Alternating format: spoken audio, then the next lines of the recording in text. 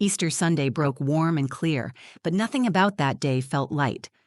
I stood just outside the sliding glass doors of the Calloway family home, holding a tray of sweet potato casserole I'd made from Marcus's recipe.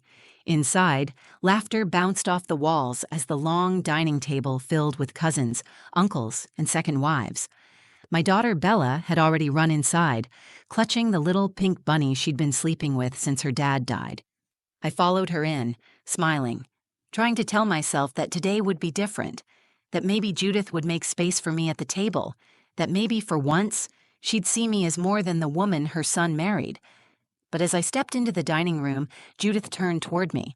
Her eyes, cold and always calculating, landed on the casserole dish first, then on me. "You can put that in the kitchen," she said. Her tone was casual, like someone ordering a waitress. I hesitated. "Where should I sit?" She raised an eyebrow. "We're full at the table." I looked around. There were clearly empty chairs. 2, in fact. She saw me notice. Judith's lips curled into a smile that didn't reach her eyes. "You can sit out on the porch. It's a lovely day." I didn't say anything at first. Not because I didn't have anything to say, but because I knew none of it would matter.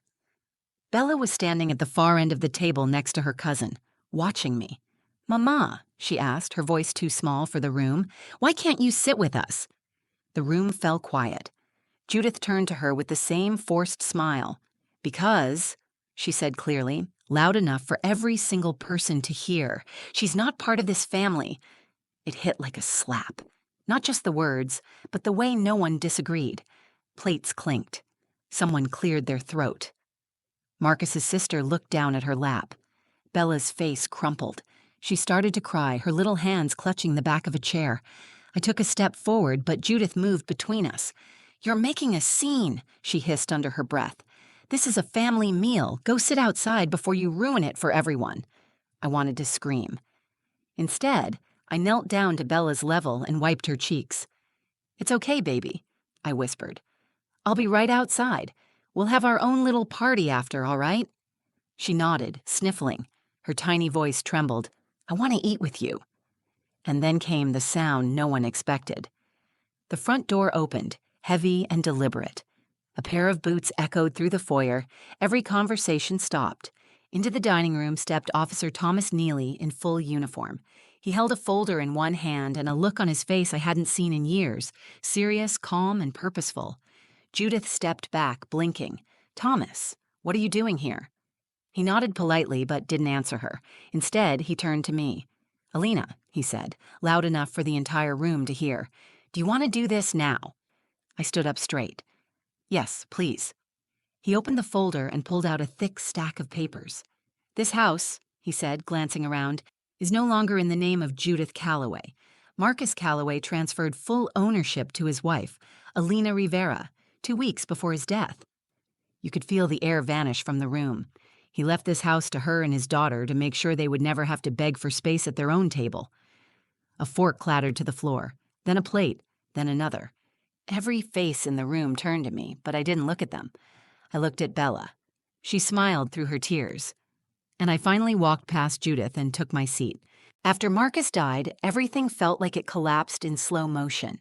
The house we'd been renting was sold 2 months later. The landlord apologized like it made a difference. My hospital schedule got cut when budget changes slashed our unit. Bella had just turned 5.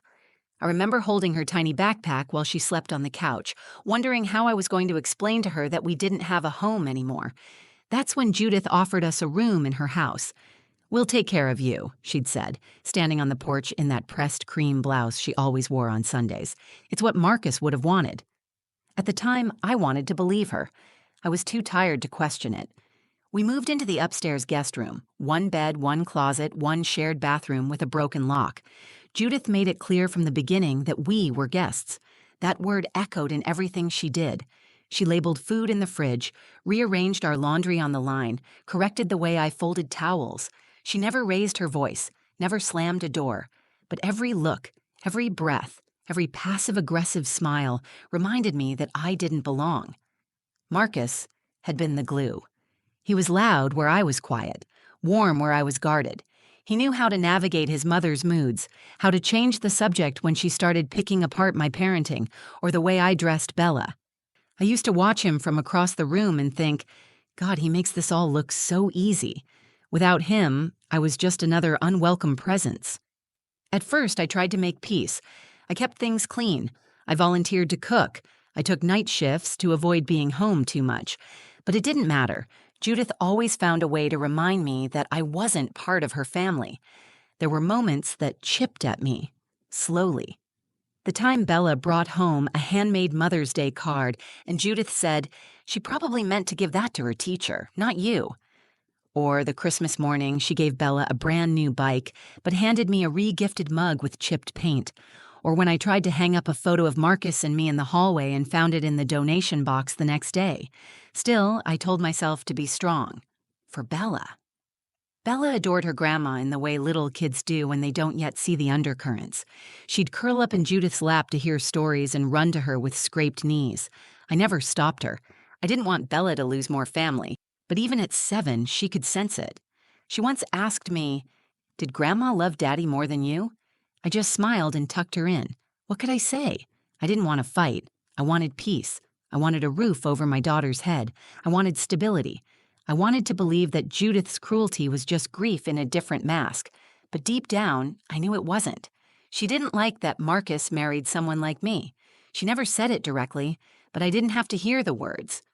The digs were subtle but sharp, about my accent, even though I was born in Georgia, about my people skills when I didn't laugh at the right jokes, about how some women rush into motherhood before they're ready. And I knew she hated that Marcus left the military and stayed home for Bella's first year instead of following his promotion. Judith had plans for him. I was the detour, so Easter was supposed to be my olive branch. I pulled out Marcus's old recipe box the night before and cooked his favorite dishes: candied yams, maple roasted carrots, cornbread dressing with sage. Bella helped. She wore her little apron and said, "Daddy would be proud of us." I thought maybe, just maybe, showing up like that, participating, giving, honoring Marcus, would let Judith see me as something more than an obligation. I never imagined it would be the day she cut me off completely. I never imagined Bella would cry in front of 20 people.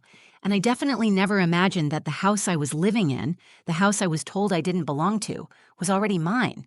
That Easter morning, I woke up early to the sound of Bella humming in the hallway. She'd already laid out her little yellow dress, the one with the tiny daisies on the collar. It used to be too big on her. Now it fit just right. I packed everything into foil pans and covered them carefully. Candied yams, cornbread dressing, the deviled eggs I'd piped like Marcus used to. Bella danced around the kitchen in her socks while I double-checked the casserole. I even found the old napkin rings Marcus made in high school woodshop. I brought them out, thinking maybe this time Judith would see the effort. Maybe she'd smile and say thank you. We pulled into the driveway just after 11. Judith's yard looked like something out of a magazine: freshly cut grass, flower beds blooming with purple and gold. The front door was wide open, laughter already floating out. I carried the food with both arms. Bella skipped ahead with her bunny tucked under her arm, waving to her cousins as they played tag around the tree. The front hallway smelled like honey ham and lemon polish. I followed Bella into the dining room, smiling, already feeling like maybe, just maybe, we were going to have a good day. Judith saw me first. She didn't smile. "You're late," she said, even though we weren't. "Everyone's already seated." I held out the casserole. "I brought the yams," Marcus's recipe. She looked at the dish like it had insulted her. "You can leave that in the kitchen," she said. My smile faltered. "Should I put it on the table?" Her lips tightened. "There's no room." I glanced around. There were clearly 2 open seats. I opened my mouth to speak, but she didn't let me. "You can sit outside," she said, then raised her voice. "It's a beautiful day. Fresh air will do you good." Bella looked up from her cousin's side and frowned. "Why can't Mommy sit with us?" Judith's voice was calm, calculated, "because she's not part of this family."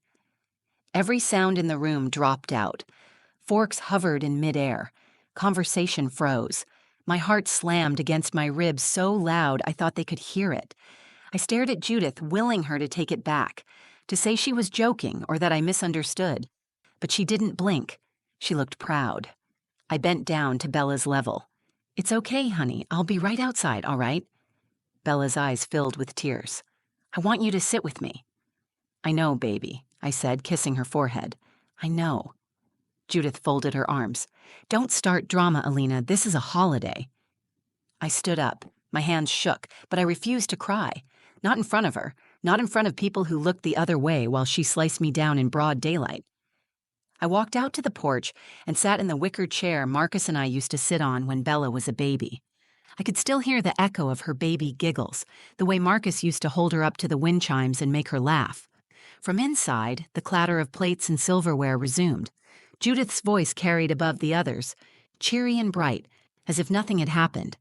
I sat there alone, staring at the tray of food no one would touch, and that's when the letter came back to me. A week earlier, I had found it in Bella's memory box, a sealed envelope with my name written in Marcus's handwriting. It had been given to Officer Thomas Neely, a family friend, with instructions to deliver it a year after Marcus's death. The envelope had been there all along, tucked between Bella's drawings and old report cards. Inside was a deed transfer. Marcus had signed over full ownership of the house to me. The paperwork was final, legal, filed, signed.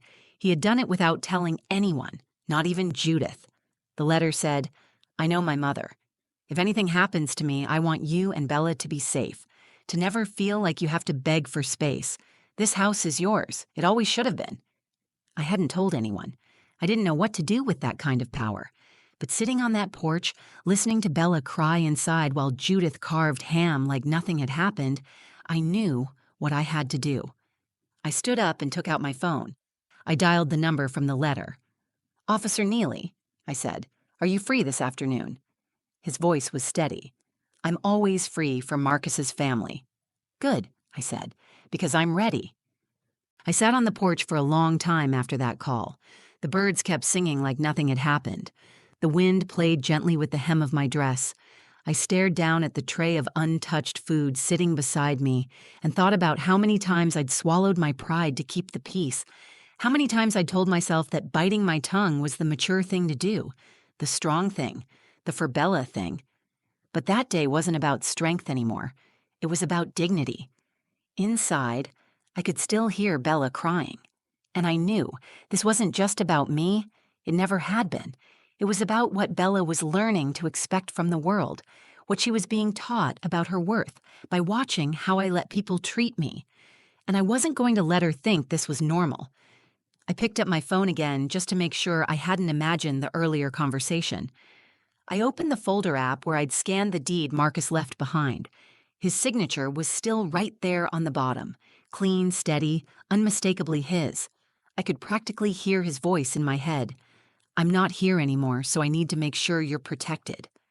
When Officer Neely arrived, he knocked quietly. He wasn't in full uniform yet, just a windbreaker and jeans. He looked around cautiously, as if he already knew what kind of fire he was walking into.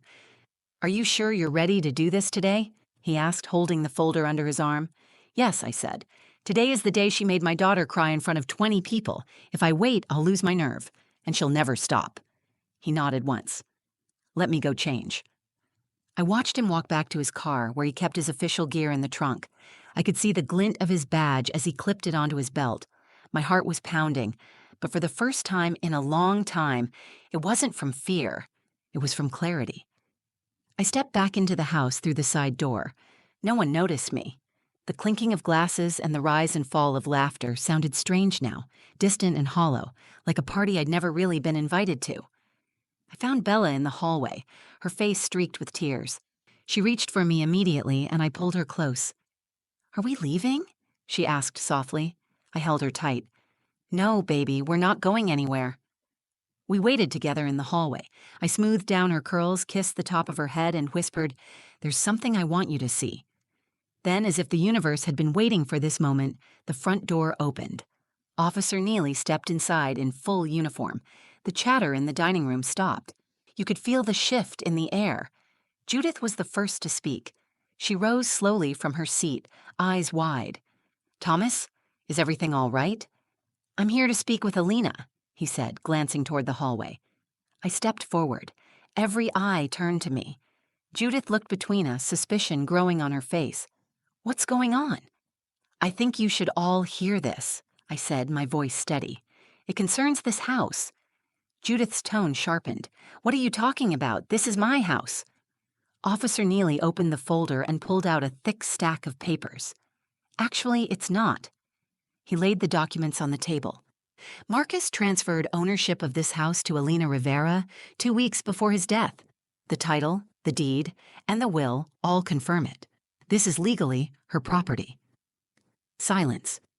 Someone dropped a fork. A cousin gasped. Judith took a step back, her face pale. "What?" she whispered. "He did it to protect his wife and daughter," Neely said firmly, "to make sure they were safe, to make sure no one could ever tell them they didn't belong." I looked at Bella. She was staring at me like I was a superhero. I turned back to Judith. "For 2 years, I let you treat me like a stray you were forced to feed," I said. "I told myself it was for Bella, that I didn't want conflict, but you made it clear today you never saw me as part of this family, and now you never have to pretend again." Judith's mouth opened, but no words came out. I picked up the deed from the table and held it in both hands.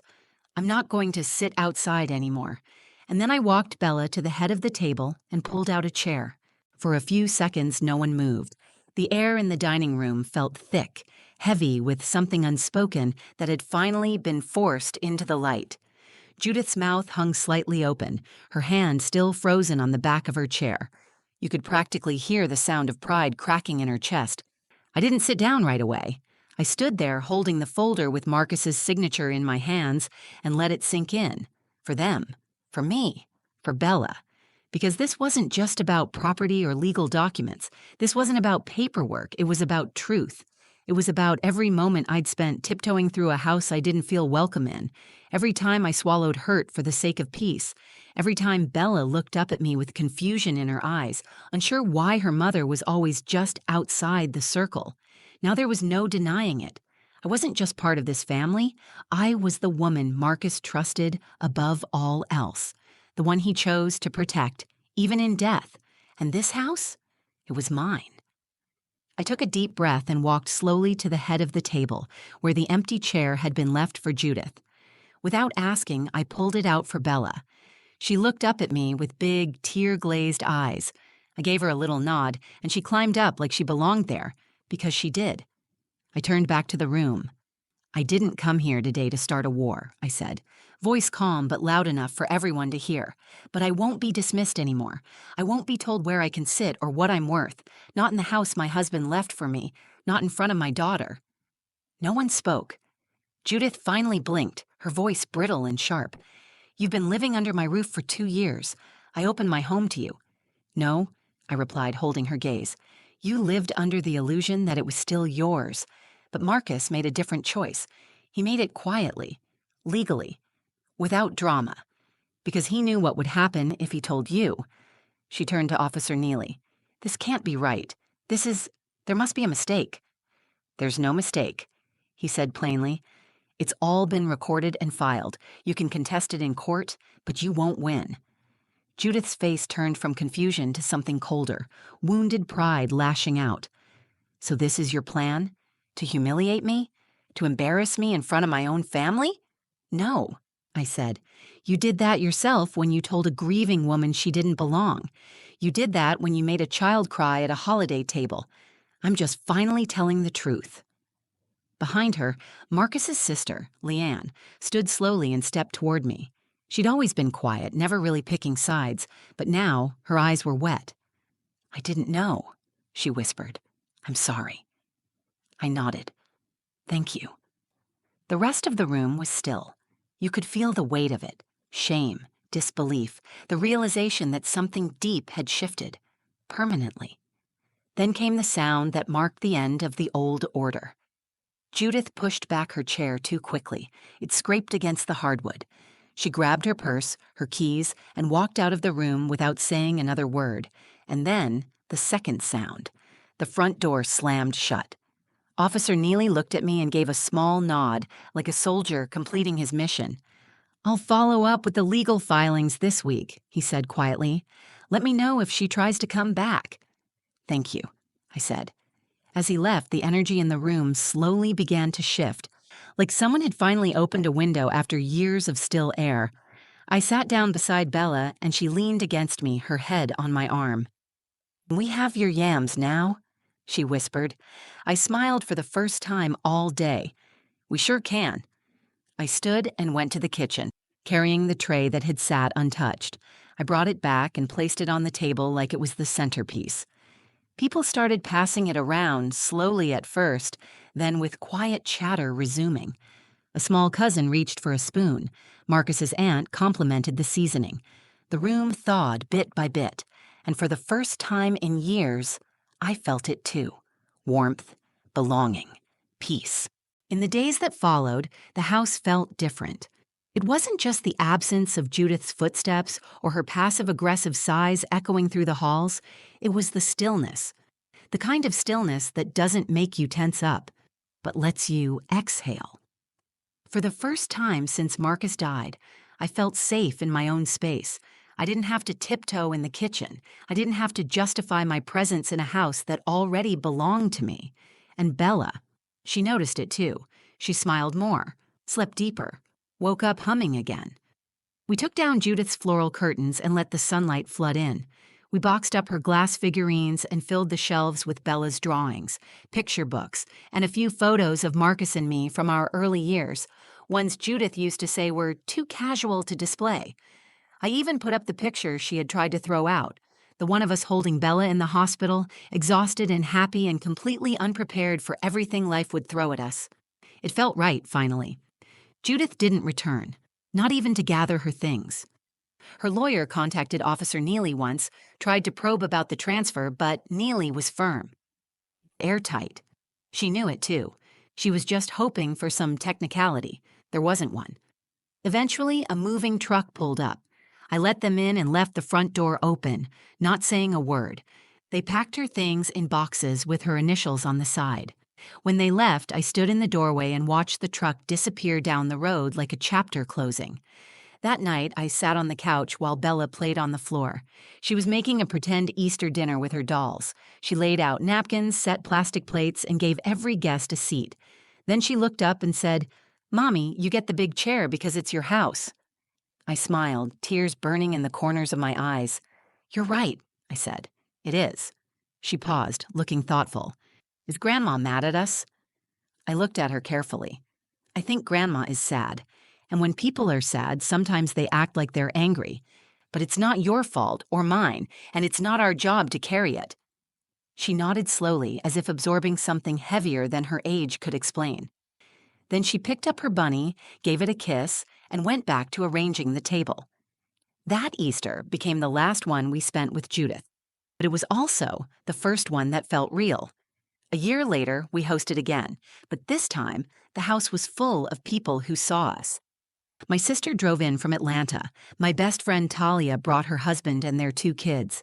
Even Marcus's cousin Andre came, with his famously awful potato salad and a big smile that filled the room. And when Bella passed around her homemade place cards with glitter and stickers, she gave me one that said, "Queen of the House." Everyone laughed, but I felt that title deep in my chest, because I'd learned something important. Sometimes peace doesn't come from keeping quiet. Sometimes peace comes when you finally speak the truth that's been sitting in your chest, growing heavier by the day. I had spent 2 years trying to earn a seat at a table that Marcus had already given me. I kept trying to prove myself to people who decided long ago they didn't want to see me. But the thing is, belonging isn't something you win by being smaller. It's something you claim by standing tall. And Marcus knew that. That's why he left me the house. He knew his mother would try to erase me, but he also knew I wouldn't let her. And now, every wall I repaint, every corner I clean, every laugh that fills this house, it all feels like a tribute to the life we were building before everything changed, to the life I'm still building, with Bella, every single day. This house isn't just where we live. It's where we healed, where we stood up for ourselves, where we chose to stop surviving and start living. If this story touched you or made you think about the quiet strength we carry just to survive some days, like the video, It means more than you know.